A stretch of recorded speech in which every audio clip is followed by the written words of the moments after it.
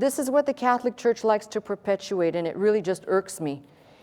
Because here's the thing, if you're going to tell history, at least try and be accurate. I realize that we can't always be 100% accurate because there's missing information, but if you don't know it, zip it, right?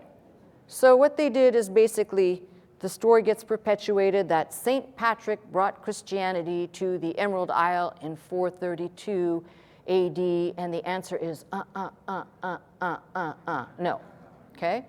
We know that a year before St. Patrick is recorded coming to the Emerald Isles, a man named Palladius was there before preaching in Christian congregations, but Vincentius of Beauvais wrote that James, the son of Zebedee, preached in Ireland, and that when he returned to Jerusalem, he was martyred, taking with him 7 Irish disciples. Put that in your pipe and smoke it.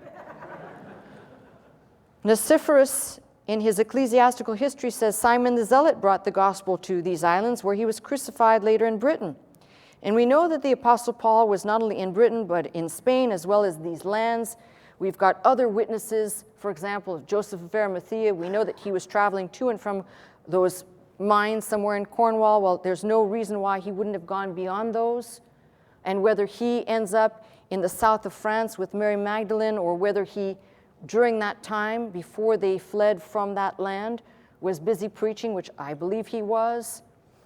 So, but if you don't believe anything I'm saying there, there's one really hardcore piece of information, and that is the church councils themselves.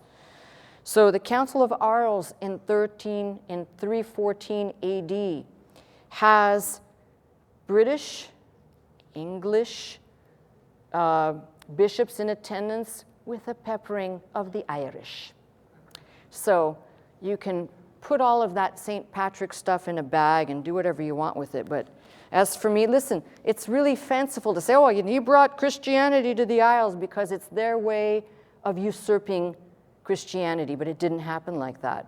And in fact, if we could really know, I'm not sure whether Simon the Zealot or whether it's James the son of Zebedee, but I guarantee you at least one of the followers of Christ, eyewitness to Jesus, at least one of them, because we know they went to far-flung corners of the earth. If Thomas went to India, that's where we get the Thomas Christians. We've got records of people basically going to far-flung corners to preach before they're martyred. So the idea somehow that this only belongs to the Catholic Church, and by the way, in 432, if you really want to go AWOL on this, all you got to do is start looking at the transmission of the New Testament as it is being spread.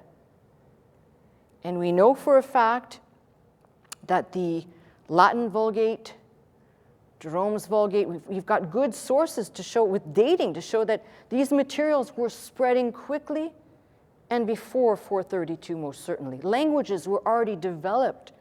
Ophelius wrote and developed Gothic. We have the Armenian bishop who creates the Armenian language, all this in the 300s and 400s for the gospel. You think somehow the Irish people in that island, they waited and they said, oh, well, we'll wait until St. Patrick comes to visit us. I don't think it happened that way. Come